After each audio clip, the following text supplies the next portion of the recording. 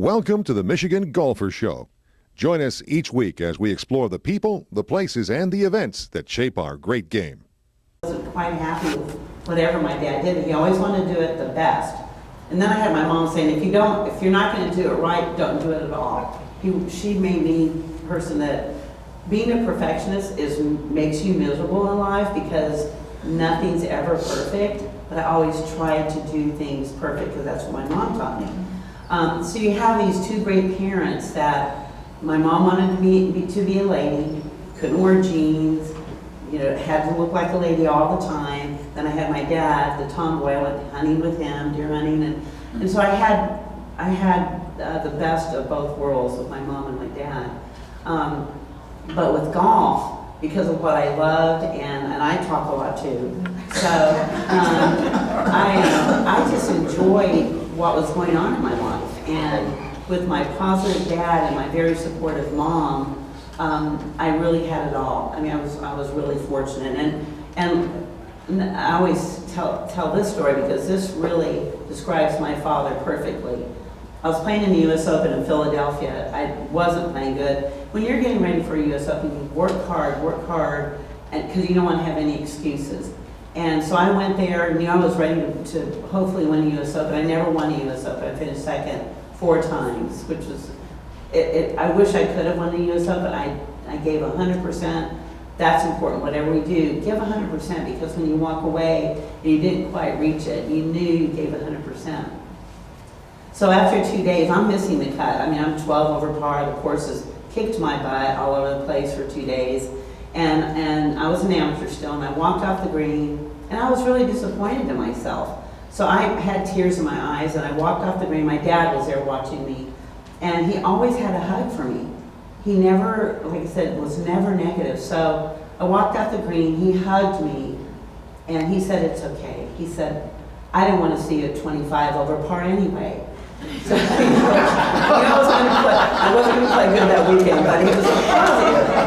So I went from sobbing to laughing. If my dad said it's okay, then it was great. So I was just really lucky with all of that. And I think as I grew up, I love people, which is really a good plus for me. And then there was another lesson I learned. I went to the Glen Cowell LA Open when I was 15 years old. My dad took me there to meet my favorite PGA touring professional and watch the PGA Tour. And my grandmother lived in California too then, so I went to see her. And as a fan, I was standing in line waiting for my favorite person to come out of the locker room. There were a bunch of other people standing there. We're waiting for him to come out so we could get their autograph. And so I'm sitting there, I'm about 3 people behind the first person that was gonna meet him. And he walks out, and of course I'm 15, I'm excited, want to get his autograph. And the person 2 people up says, "Mr. So-and-so, can I have your autograph?" And he looked around, he goes, "I don't have time for this." And I stood back as a little 15-year-old and was like, this is my hero. I was devastated. And from that moment, in that spot, I said to myself, if I ever turn professional, I will never do that to anyone ever. And I think God kind of put him in my life because from that moment on, I became Nancy Lopez, even though I didn't know. And so I try and sign every autograph. I never turn anybody down because I'll never forget that feeling I got from my hero, who became not my hero. So he helped me to become who I was on the tour also. There was just little steps along the way that I took something from somebody and got better at what I did. And that follow-up question you had earlier was wonderful. I know now professionally I'm not going to follow up and ask who that was, because she is fiercely protecting that name, and I get that. I know you wouldn't tell me anyway. But I'm actually really happy that happened to you. Thank you, because it made you who you are. It helped to shape you as to who you are. Raising children, let alone young women in this day and age, is still a challenge in a lot of ways, but we're making tons of strides, as evidenced by this panel right here. I mean, no one's going to know this better than you, Jackie.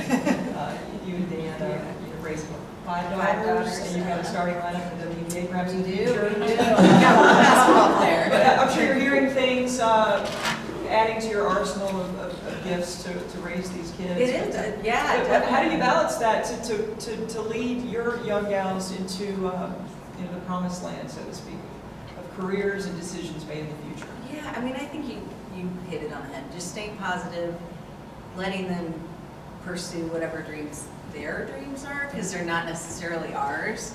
And I think that's the hardest thing. You kind of want to guide them to the things you enjoy, or, hey, try this because I really like it. And then you find out, I mean, we have 5 daughters and they are all totally different people. I mean, probably all go to different colleges, all have different careers because they all have different interests. I have a cheerleader, I have a tennis player, I have a basketball player, I have a dancer. Everyone chose something different and they all have different skills. So I think that's a sign of great parenting too, though, is you're letting them be who they are. Mm-hmm. And that is so important, as evidenced by what you said earlier about your parents. And it's fun to see who they become. That's the fun of it, to see who they turn out to be as they grow up. I, on the other hand, am trying to shape my daughter to be exactly like me. She's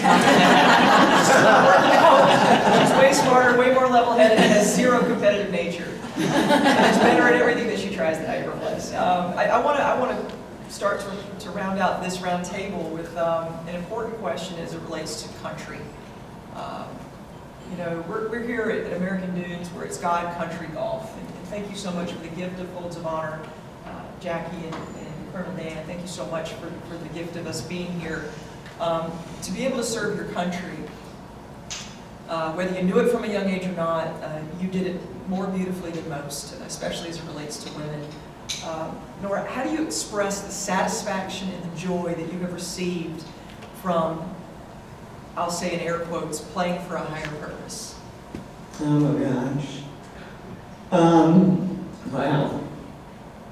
I look back, and even though, as I said, I had no idea I would be in the Navy, be in the military, I can't think of anything I could have done that would have been more rewarding. And as I had the opportunity, we did a couple of overseas tours. I deployed overseas many times. But as you travel around the world, you realize more, and working with these great, incredible young Americans, but not just Americans, young people from all over the world who join our military and serve our country because they want to be a part of what we have. And they're so proud, and they get their citizenship. And, I was just so incredibly proud to be an American, to serve in our military.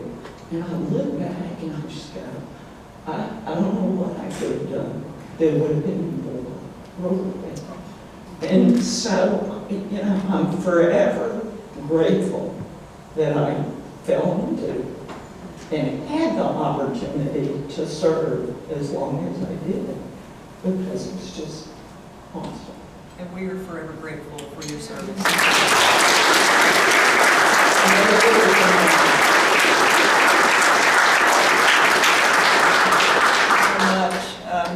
That's wonderful. Nancy, I know you didn't do it through a military avenue, but you have served your country so beautifully in different ways. You were a player on the inaugural Solheim Cup team. Now, golfers, most of them buy for green jackets. I argue that the rest of us are headed for straight jackets. It'll drive you nuts. It's a game of perfect, and there's no such thing as perfect. And every shot, you wear it like a scarlet letter until you get to the next one. 15 minutes later, it's a torture chamber. You're mentally twisted. The best of the best make it to the Solheim Cup team. But you're an individual until that moment. You play as an individual. You feel so lonely out there at times. But once you get the red, white, and blue on your chest, and you play for your country, tell us about that experience and how it transformed you as a golfer and as an American. I was already sobbing when you're over there talking. First of all, Sorry. I love my country.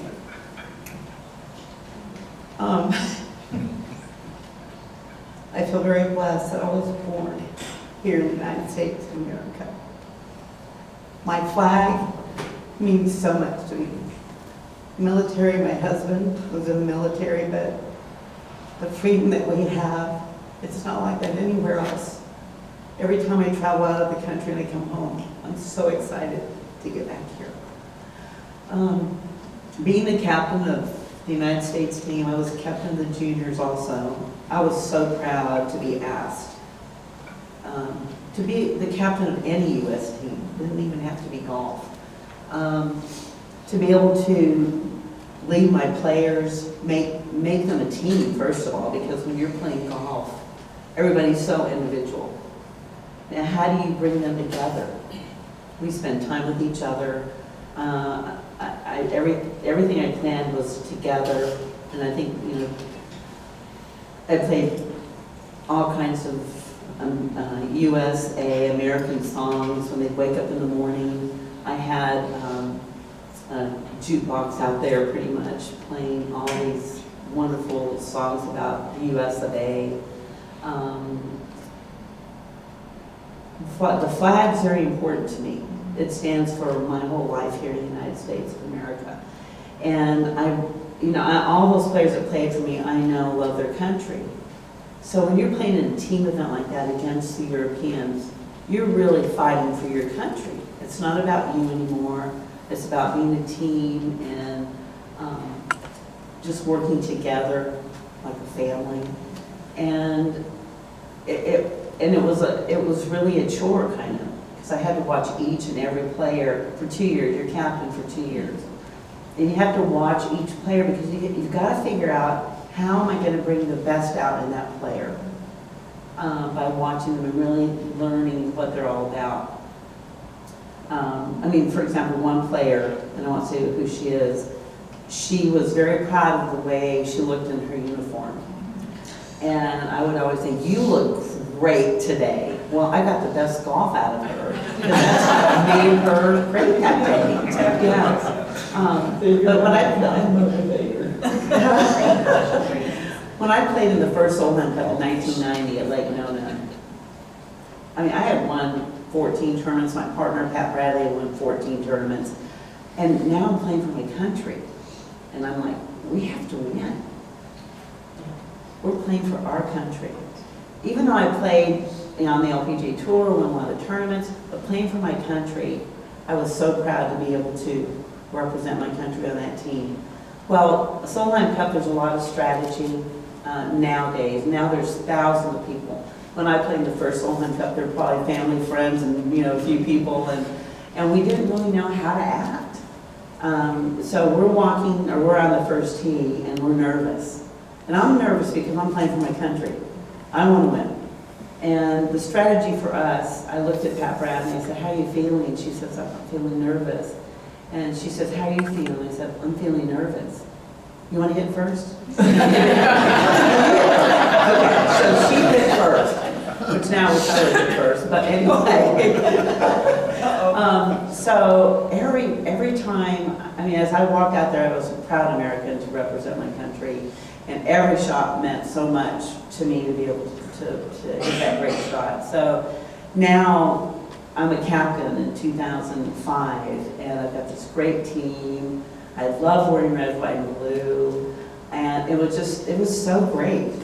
And the strategy now is, who's going to hit into the odd holes, who's going to putt, and there's so much strategy. And the strategy is too, you've got the older players and then you've got the new players. And Natalie Gulbis and Paula Creamer were my new players. They had never played the Solheim Cup, and they kept saying, you're playing for your country, it's really different, get ready for those 2 years. And of course they're young, oh yeah, we get it. I'm like, we got it. So the first day, it's match play, or alternate shot. Donna Capote was my assistant captain, and I had Beth Daniel and Paula Creamer were my partners, or my first team. And so we're looking for them because we have a person that's a helper with that group. And Donna says, you know, where is Paula and where's Beth? So I radioed, and I said to my helper, I said, where's Paula and where's Beth? Well, Paula, who thought she got it, was on the putting green. She goes, well, Paula's on the putting green and she can't move. I'm like, what do you mean she can't move? She wants Beth to come and get her. I'm like, oh my gosh, so Beth's on the driving range, she's on the putting green. Beth's got to go through hundreds of people to get to her. So they're walking up, and Beth played in a lot of Soul Man Cups, but she looked nervous and a little pale look, and she walks up, and I always like to put my hands on my team, my players' arms, and I looked them in the eye, and I saw Beth. I said, Beth, you know what to do. Go get him. Yes, Captain. She walks on the tee, and the tee at Crooked Stick was small. And you've got all these people, USA, USA, and then you're up chanting. And it's loud, it's awesome. So then I see Paula, and she's walking like a robot. And she's got this pale look on her face. I'm like, holy cow. So she walks up, I put my arms around her, and she was playing great. I looked at her, I said, take a lot of deep breaths. About the third hole, you'll feel great. I said, and you're my birdie making machine, so go get him. Yes, Captain. She walks up on the tee. Well, Paula goes over to her caddy, Colin. He was a very famous caddy for a lot of great players. They start arguing. And she walks away, and there's nowhere for her to go, this little bitty tee. And I looked over at Colin. I walked over to her. I said to him, I said, Colin, she's a woman, she's nervous, and if you need to kiss her butt, you just do it. And he says, yes, Captain. So, thank God Beth was hitting first. Yeah. And this fairway is really tight. There's a tree on the right side, so you have to stay left center. She hits this great drive. Thank God she was hitting first, because I don't think Paula could have hit it. So she hits it right down the middle, and then they leave because I have to wait for the rest of my team to tee off. And so in the captain's room that night, we get the rest of the story. So Beth, they're walking to her tee shot, and this strategy should have already been figured out. She looks to Paula and said, what yardage do you not like into the green? And she says, 79. Okay? So they get up there, the caddy gets the yardage, walks over to, this is what they're telling us that night in the captain's room. And the caddy walks over to Paula and goes, 78. So Dom and I are watching from the tee, and Paula proceeds to sculpt her shot over the green. And she's really nervous. I mean, she's a great player. And Beth chipped up and putted it in, and they ended up pouring, but they ended up winning. Oh, okay. So it was so much fun being the captain of that team. Such great players. And every morning listening to good USA, motivating music, and wearing red, white, and blue, and we won, and it was just awesome. And when that flag flies, you're just so proud. And so, you know, just, I love my country, and being part of Folds of Honor is awesome. I thank you guys for coming and supporting us. You just don't know how much we appreciate you, and we hope that you leave here and you tell everybody about Folds of Honor, and we're going to make this tournament bigger and better next year. Yes, So, no doubt. Thank yeah. you so much for this.